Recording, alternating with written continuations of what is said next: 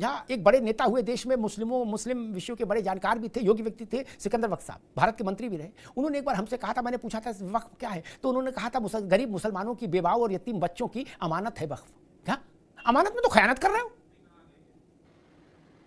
क्यों भाई, अस्पताल क्यों नहीं बन सकता? अशोक जी के पास आऊं, उससे पहले इस बात का उत्तर दे दूं। मेरे दोस्त हाजी नाजिम ने पूछा है कि मंदिरों के पास वो है संपत्ति, उसमें कितने स्कूल अस्पताल बन गए। गोरखपुर में 1.5 दर्जन से ज्यादा शिक्षण संस्थाएं गोरखनाथ मंदिर के नेतृत्व में चल रही हैं। अस्पताल चल रहा है, यूनिवर्सिटी चल रही है, इंजीनियरिंग कॉलेज चल रहा है, मेडिकल कॉलेज चल रहा है। शिरडी साईं बाबा के यहां चले जाइए, शिरडी में यूनिवर्सिटी से लेके सब कुछ चल रहा है। इतना भव्य अस्पताल चल रहा है कि सरकारों के लिए मुश्किल हो जाए उतना भव्य अस्पताल मेंटेन करना। कांची में चले जाइए, कांची का आपको क्या चल रहा है, श्रृंगेरी चले जाइए, वहां आपको समझ में आ जाएगा। पास हो चुका, चलिए स्टार्ट करते हैं। देखिए और बताइए आपका क्या राय है। बैगन, चलो भाई आइए देखते हैं, मजा आएगा। और लाखों लोगों के लिए अन्य क्षेत्र चल रहा है, लाखों लोगों के लिए। गुरुद्वारे के पास जमीन है तो गुरुद्वारे के धार्मिक कार्य दिखते हैं ना हमको। आप एक कार्य नहीं बता पा रहे। आप कह रहे हमारे बाप दादा की जमीन है, हम जेब में रखेंगे, इसमें लूडो खेलेंगे बैठ के, और नहीं तो सांप सीढ़ी खेलेंगे। तुम्हें क्या, ऐसा नहीं हो सकता ना मित्र। बात तो सही है। और इसमें तो सबसे बड़ा लोचा यही है कि जिनकी जमीन आप बता रहे हो वही पता लगा जमीन देने लायक ही नहीं थे, उनकी ही जमीन नहीं थी, उन्हीं के नाम पे पर्चा काट दिया। बड़ा सवाल है। अभी कोई मुझसे ये कहे, रुद्र विक्रम कहे कि अमिताभ जी ने मुझे 10 एकड़ जमीन दान की थी। अरे अमिताभ जी के पास 10 फुट जमीन नहीं, 10 एकड़ की दान कर देंगे? मेरे पास तो होनी चाहिए। मैंने पिछली डिबेट में संभल का उदाहरण दिया था। जिस गरीब के नाम से आप वक्फ का कागज बना के लाए,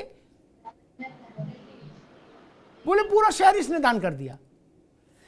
अशोक जी, मसला वही कि अगर संपत्तियां हैं तो उन संपत्तियों का समाज के लिए उपयोग हो और उनमें पारदर्शिता रहे।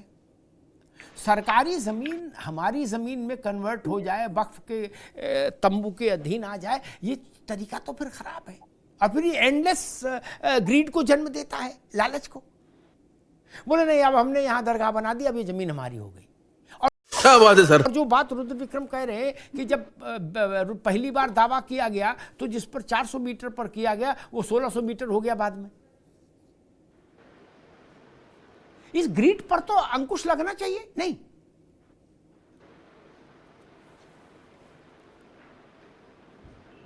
देखिए अमिताभ जी, जो आपने कहा, जो समस्याएं थी, जो भी इसमें समस्याएं थी, उसी समस्या को निदान के लेकर के जेपीसी का गठन हुआ था ना। तो उस जेपीसी के गठन में जो आप बुराइयां बता रहे हैं कि फला बुराई है, ये दिक्कत है, वो दिक्कत है, ये सबका डिस्कशन होने के लिए जेपीसी बनाई गई थी। तो सरकार वहां पे जब जेपीसी बनाई थी तो ये सारी दिक्कतों को, जो रिकमेंडेशंस वहां पे 14 पास किए गए, उसमें जो आपने बताया समस्या, ये समस्या भी उसमें इंक्लूड होगी। तो बाकी जो हमारे विपक्ष की जो सांसद थे, जो विपक्ष के सांसद थे, वो उनको बैठाने का क्या औचित्य था? उनको क्या गुल्ली डंडा खेलने के लिए बैठा गया था वहां पे? नहीं, वो भी विद्वान लोग थे, वो भी रिकमेंडेशन, अपनी सुझाव, अमेंडमेंट, बात तो सही है, दे रहे थे। तो उनके भी सुझाव अगर इसमें रहते तो आज विपक्ष उतना इसका विरोध नहीं करता, जो कि डेमोक्रेटिक होता वो मामला। आपने कहा कि जब से देश आजाद हुआ तब से ऐसे ही बहुमत से ही सारे फैसले होते आ रहे हैं, इसमें कोई, आपने कोई ऐसा चीज तो नहीं बताया जो चीज गलत कोई कर दे। बात बिल्कुल 100% सही है। तो ये सारे जो दिक्कतें थी, इन्हीं दिक्कतों को सॉल्व करने के लिए जेपीसी बनाई गई थी। तो अगर सरकार की नीयत साफ रहती, सरकार की मंशा साफ रहती, तो विपक्ष के सांसदों का भी कुछ रिकमेंडेशन, कुछ सुझाव थे, कुछ अमेंडमेंट्स एक्सेप्ट करता, तो आज सभी लोग कहते हैं हाँ ठीक है, चलो सब ठीक है।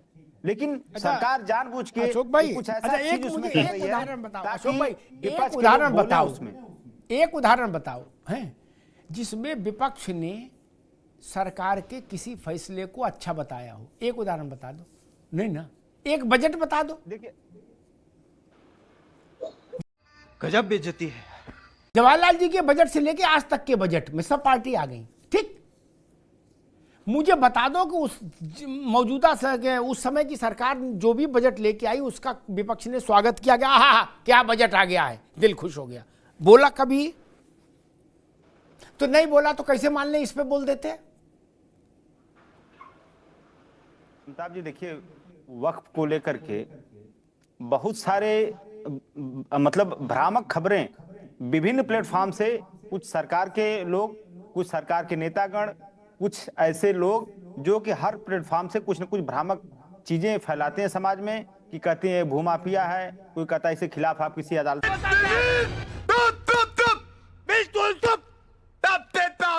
में नहीं जा सकते, जिस पे रुमाल रख दिया वो जमीन उसकी हो गई।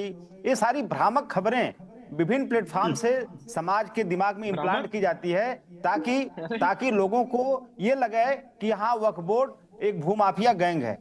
लेकिन वास्तव में वक्फ बोर्ड, आपसे बात भी है, आप भी जानते हैं कि वक्फ बोर्ड एक सरकारी संस्था है। और अभी जो विक्रम जी, जो राजनीतिक विश्लेषक जी हैं, इन्होंने बहुत सारी बातें कही। इन्होंने कहा कि सरकार में 10-10 साल तक, अरे भैया बीएचयू का मामला आप देख लीजिए, कितना दिन हुआ बीएचयू रेपिस्टों का, जो भाजपाई लोग पकड़े गए थे, जमानत चारों मिल गई। इतना लचर पैरवी, उसमें रिपोर्ट आई थी कि लचर पैरवी के कारण सबको जमानत हो गई। आप बृजभूषण शरण सिंह के खिलाफ 100 से ज्यादा मुकदमे हैं, आपने कभी प्रोग्रेस रिपोर्ट का डिस्कशन किया यहाँ पे? नहीं किया, क्योंकि वो भाजपाई हैं। तो देखिए अमिताभ जी, आपने भी कहा कि सरकार का कोई मुकदमे कैसे लोग रहते हैं यार यहाँ पर, नहीं वापस लेती है सरकार को, तो नियम है, तो नियम के तहत रिकमेंडेशन तो सरकार करती है। जो सरकार का मुखिया जब रिकमेंडेशन अपनी देता है कोर्ट को, तो कोर्ट को रिकमेंडेशन के हिसाब से चलना होता है। तो ये सारी चीजें इधर से पकड़िए, अशोक भाई, चाहे कान इधर घुमा के पकड़िए, ठीक, बात वही है।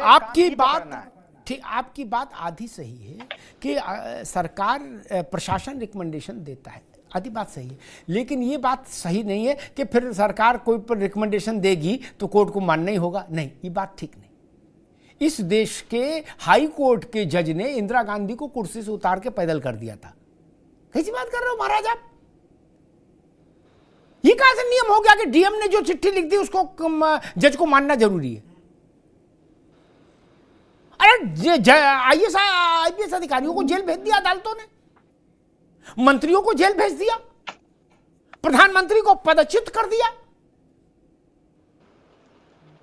भारत की जुडिशरी नेताओं की कृपा पर थोड़ी ना है महाराज, ना सरकारों की कृपा में, ना उनको चुनाव लड़ना।